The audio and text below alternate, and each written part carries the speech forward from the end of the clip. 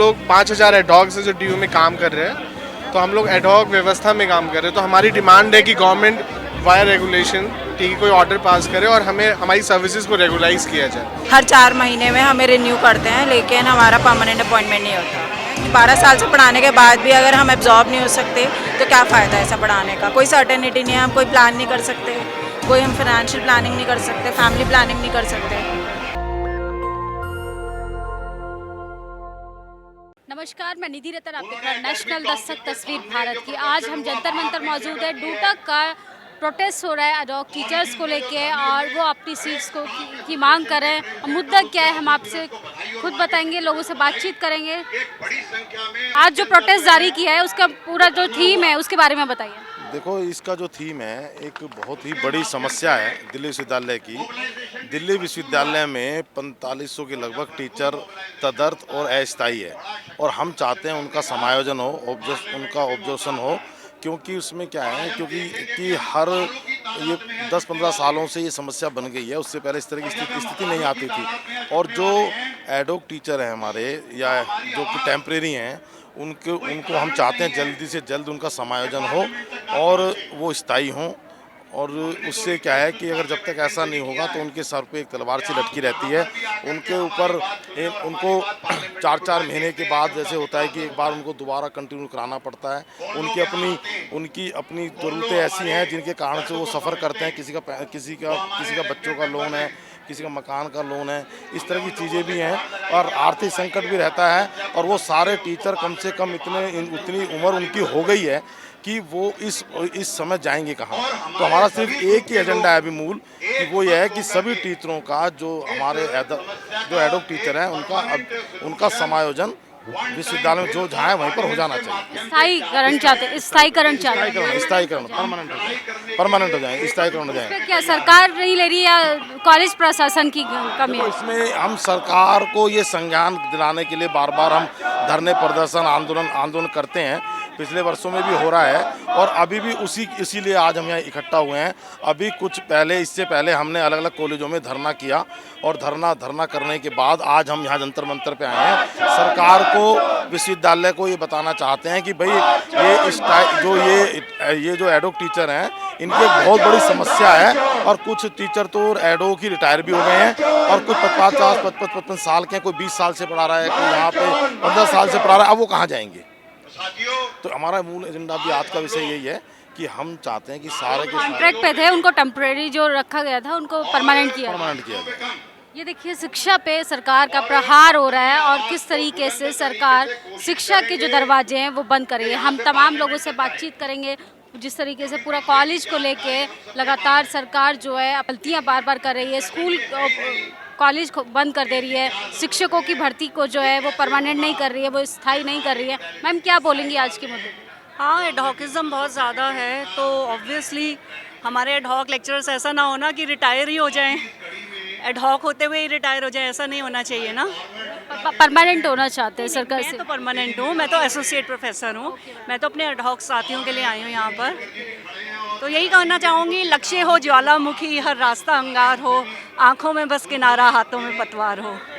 किस तरीके से लोग अपने साथियों के लिए भी, जो लोग परमानेंट है, जो एसोसिएट प्रोफेसर है, वो भी सड़कों पर है। ये सोचने वाली बात है कि सरकार जो है वो मंदिर के दरवाजे खोल रही है, लेकिन शिक्षा के जो द्वार हैं वो बंद कर रही है। हम और लोगों से बातचीत करेंगे कि शिक्षा को लेकर लोग किस तरीके से सोचते हैं। आज वो यहाँ पर जो तमाम आप देख सकते हैं किस तरीके की मैसिव भीड़ है, यहाँ पे प्रोटेस्ट जारी किया गया है, और यहाँ पे कुछ लोग मौजूद हैं। हम उनसे खुद बातचीत करेंगे। हमारे जंतर मंतर जो आए हैं, क्या मुद्दा लेकर आए आप? हम लोग मुद्दा लेके आए हैं कि हम लोग 5,000 एडहॉक से जो डीयू में काम कर रहे हैं, तो हम लोग एडहॉक व्यवस्था में काम कर रहे हैं। तो हमारी डिमांड है कि गवर्नमेंट वाया रेगुलेशन की कोई ऑर्डर पास करे और हमें हमारी सर्विसेज को रेगुलाइज किया जाए। तो हमारी सरकार से ये डिमांड, हम बहुत सालों से हम लोग इस सिस्टम में डीयू में काम कर रहे हैं। तो हम लोग काफ़ी मेंटली बहुत नुकसान हो रहा है हमें, और एकेडमिकली हमें नुकसान हो। तो हम लोग इसी को लेके हम पार्लियामेंट पे इकट्ठा हुए हैं, जनता मंच पे इकट्ठा हुए हैं। हम पार्लियामेंट के तरफ मार्च करेंगे। सरकार का कहना है कि हर चीज़ का जब निजीकरण हो जाएगा तो वो बेहतर तरीके से हो पाएंगी, स्थायीकरण कर देंगे तो उसमें चीज़ें बेकार हो जाएंगी। नहीं, प्राइवेटाइजेशन तो कोई सोल्यूशन है ही नहीं। आप देख लो प्राइवेटाइजेशन आपका, आप यहीं पे आप जंतर मंतर पे देख लो, बहुत सारे ऐसे कॉन्ट्रैक्चुअल काम है जिन पे ना सोशल सिक्योरिटी है, ठीक है, कुछ भी ऐसे बेनिफिट्स नहीं है, और कभी भी जॉब से निकाल के फिर हमारे पास यूएस मॉडल नहीं है जहाँ पे वेज लॉ हो, ठीक है, डिफरेंट लॉज है जो प्रोटेक्ट करते हैं, वो नहीं है। तो इंडिया में प्राइवेटाइजेशन सक्सेसफुल मॉडल नहीं है। आप एक बेस्ट एग्जांपल आप देख सकते हो, मेट्रो में जब रिलायंस मेट्रो चला रहा था तो उसे लॉस हो रहा था, अल्टीमेट उसको डीमार्सी को देना पड़ा। तो एजुकेशन सिस्टम काफ़ी ख़राब हो चुका है, यहाँ पे स्टूडेंट से लेके टीचर सब परेशान हैं। हाँ नहीं, अभी तो बहुत ज़्यादा ही मतलब मैं तो बोलूँगा कि जब सबका साथ सबका विकास और सबका प्रयास का एक नारा है हमारे प्राइम मिनिस्टर का, तो उनको कम से कम हमारे बारे में अब सोचना चाहिए, और हमें बिलीव है कि हमारे प्राइम मिनिस्टर हमारे इश्यूज़ को अगर वो उनके पास अगर जाता है तो वो उस पर सीरियसली कंसर्न करेंगे और इसे सॉल्व करने की कोशिश करेंगे। ठीक कौन है, से कॉलेज में इस समय? मैं हूँ श्यामा प्रसाद मुखर्जी में। तो आप भी अपना स्थायी जगह को लेके, जॉब को लेके प्रोटेस्ट करने आए हैं? हाँ यस मैम, हम लोग आए हैं, पूरे DU के 10,000 टीचर्स आएंगे अभी, तो सब एक साथ हम लोग आके यहाँ पे डूटा के बैनर के अंदर हम यहाँ पे इकट्ठा हुए हैं। सर आज आप जंतर मंतर आए हैं, 10,000 से ज़्यादा टीचर यहाँ पे इकट्ठा होने वाले हैं, आपका क्या मुद्दा है? जी हमारा असली मुद्दा है एब्जॉर्प्शन का, क्योंकि दिल्ली विश्वविद्यालय में सालों साल से 5,000 से ज़्यादा शिक्षक हैं जो एडहॉक पोजीशन पे पढ़ा रहे हैं, और वो सैंक्शन सीटों पे हैं, DOPT रोस्टर के अकॉर्डिंग हैं। दिल्ली विश्वविद्यालय की बात की जाए तो 10 साल से सही तरीके से नियुक्तियां हुई ही नहीं हैं। तो एक जो दिल्ली विश्वविद्यालय देश की अग्रणी संस्था है, शिक्षण संस्थान है, जहाँ पे 20 कॉलेज जो भारत की कॉलेजों की लिस्ट है उसमें 12 कॉलेज दिल्ली विश्वविद्यालय के हैं जो टॉप रैंकिंग में। तो आप समझ सकती हैं कि एडहॉकिज्म से उस शिक्षण व्यवस्था पे क्या प्रभाव पड़ सकता है। उसके बावजूद भी इन्हीं एडहॉक शिक्षकों ने इस संस्था को पल्लवित और पोषित किया है। इनकी रैंकिंग है, इंडिया में रैंकिंग है इनके कॉलेजेस की। तो इसी मांग के साथ हैं कि जो ये सालों साल से एडहॉक साथी यहाँ पढ़ा रहे हैं इनको एब्जॉर्ब किया जाए, यही मांग है हमारी। परमानेंट सीट का? जी परमानेंट स्थायीकरण को लेकर? स्थायीकरण की, तो एक तरीके से एब्जॉर्प्शन इन द सेंस हम समायोजन की बात कर रहे हैं, कोई इंटरव्यू और किसी तरीके क्योंकि हम सब ने जो भी पढ़ा रहा है उस किसी मिनिमम अगर किसी ने कम से कम 2 बार तो फॉर्म भरा ही होगा परमानेंट के लिए। जब सालों साल जो एडहॉकिज्म की मैं बात बता रहा हूँ, थोड़ा सा इतिहास बताना चाहूँगा कि एक रेगुलेशन आया जिसमें 4 महीने के लिए एडहॉक की बात की गई, क्योंकि जैसे मान लीजिए कोई रिटायर हुआ या कोई सीट सैंक्शन हुई तो 4 महीने के अंदर उस प्रक्रिया को पूरा कर लिया जाएगा और उस पर अस्थायी नियुक्ति हो जाएगी। जो चीज़ 4 महीने के लिए शुरू हुई वो सालों साल से बनी हुई है, तो इसमें एडहॉक की क्या गलती है? जिस नियुक्ति को 4 महीने के अंदर होना चाहिए था वो 10 साल से खाली पड़ी है। तो इस तरीके से व्यवस्था की गलती है, व्यवस्था की गलती का खामियाजा अब एडहॉक क्यों भुगते? इंटरव्यू में जाएगा सालों साल से पढ़ाने वाला जिसने अपना सब कुछ दे दिया इस यूनिवर्सिटी को, वो कहाँ जाएगा अगर निकाल दिया जाता है? तो इसलिए ये इनकी मांग है और न्याय संगत मांग है, क्योंकि सामाजिक न्याय एक होता है और एक होता है प्राकृतिक न्याय। तो इनके एक न्याय की लड़ाई है और इस न्याय के लिए सरकार को इनकी बात को सुनना चाहिए और इनको न्याय सुनिश्चित कराना चाहिए। सरकार और प्रशासन का कहना है कि हर चीज़ का निजीकरण हो जाएगा तो वो बेहतर तरीके से हो पाएंगे।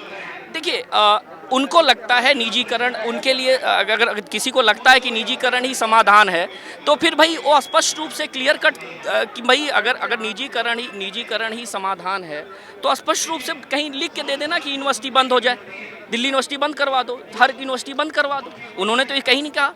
तो अगर दिल्ली यूनिवर्सिटी एक सार्वजनिक संस्था है तो स्वाभाविक बात है वहाँ पे नियुक्तियाँ तो होंगी ही ना। तो नियुक्तियाँ तो क्यों प्राइवेटाइज हों? जब दिल्ली विश्वविद्यालय एक सरकारी संस्था है तो सरकारी नियुक्तियां भी होनी चाहिए। तो इसीलिए हम एब्जॉर्प्शन की मांग कर रहे हैं। तो निजीकरण हर जगह तो निजीकरण लागू नहीं है ना, लागू करने की कोशिश है लेकिन लागू तो नहीं हुआ है ना।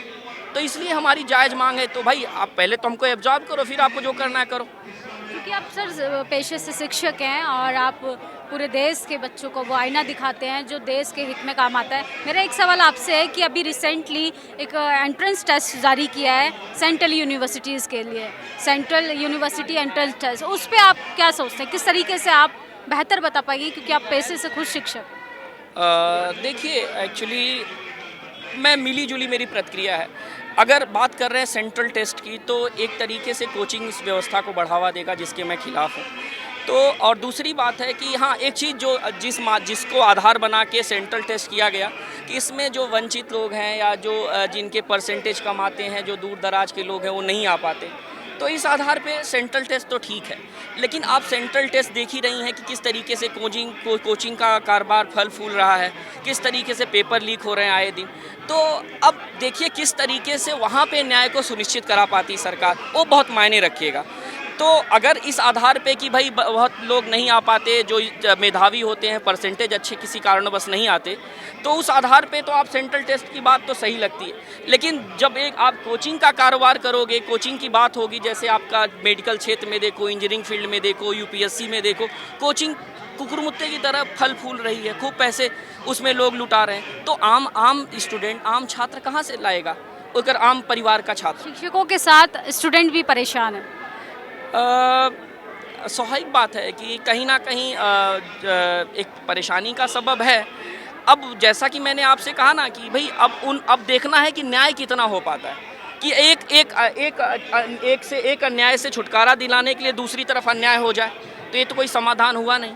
तब अब इसमें कौन सी बैलेंस प्रक्रिया आए, उसका क्वेश्चन पेपर किस तरीके का आता है, कोचिंग का कारोबार फलने फूलने ना पाए, इन सब पे सावधानी बरतनी पड़ेगी। अगर ये सही रहता है तो ठीक है, नहीं तो फिर भाई जो पुरानी प्रक्रिया चल रही थी सालों इसके शुरुआती दौर से, उसको फॉलो किया जाए। बहुत बहुत शुक्रिया सर हमसे बातचीत। Thank you so much. देखिए किस तरीके से लोग अपने सीट को, जो एडॉक टीचर थे उनको लेकर अपनी बात रख रहे हैं, सरकार के और प्रशासन के खिलाफ अपनी बात रख रहे हैं। यहाँ पे सबसे ज़्यादा अभी लोग आने वाले हैं, तमाम तरीके के लोग जो हैं वो एडॉक जो टीचर्स है, गेस्ट फैकल्टी जो है वो परमानेंट सीट को लेके अपनी मांग कर रहे हैं कि लोग सालों साल तक पढ़ाते हैं लेकिन सरकार उनको परमानेंट नहीं करती है। हम खुद बात करेंगे।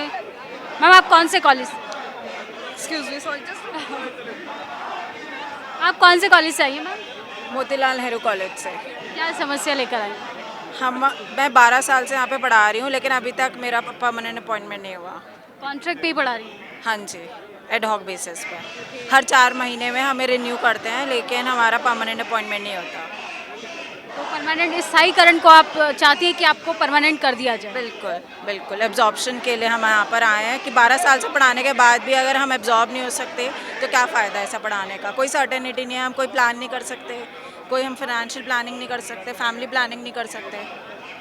देखिए किस तरीके से जो टीचर्स हैं और जो महिला टीचर है उनके साथ जो है अलग समस्या होती है कि फैमिली प्रेशर रहता है और नौकरी का अलग ही प्रेशर रहता है। उनका कहना है कि उनकी जो बाकी घरेलू ज़िंदगी में इसका इम्पैक्ट पड़ता है। मैम जो आपकी पर्सनल जीवन पे क्या क्या इसका इम्पैक्ट पड़ता है? हम कोई घर के लिए प्लान नहीं कर सकते, होम लोन नहीं ले सकते कभी भी। हमें अगर नौकरी से हटा देंगे तो हम कैसे प्लान करेंगे? इसके लिए एक परमानेंट सॉल्यूशन चाहिए। सोल्यूशन चाहिए, बिल्कुल चाहिए।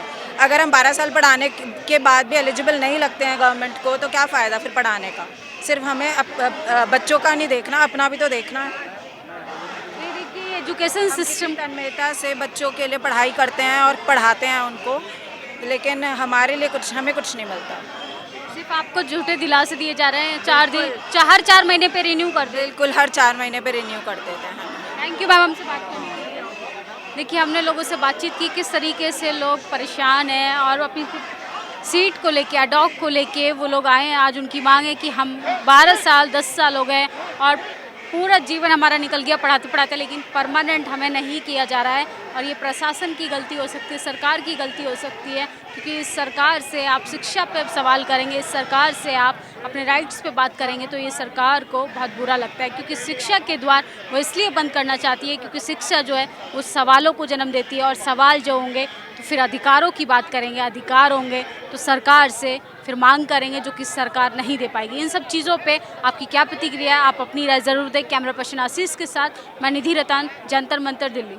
नेशनल दस्तक की आपसे गुजारिश है कि अगर इसको बचाना चाहते हैं तो नेशनल दस्तक को सब्सक्राइब करने के लिए रेड कलर के सब्सक्राइब बटन को दबाएं, फिर बेल आइकन की घंटी दबाएं।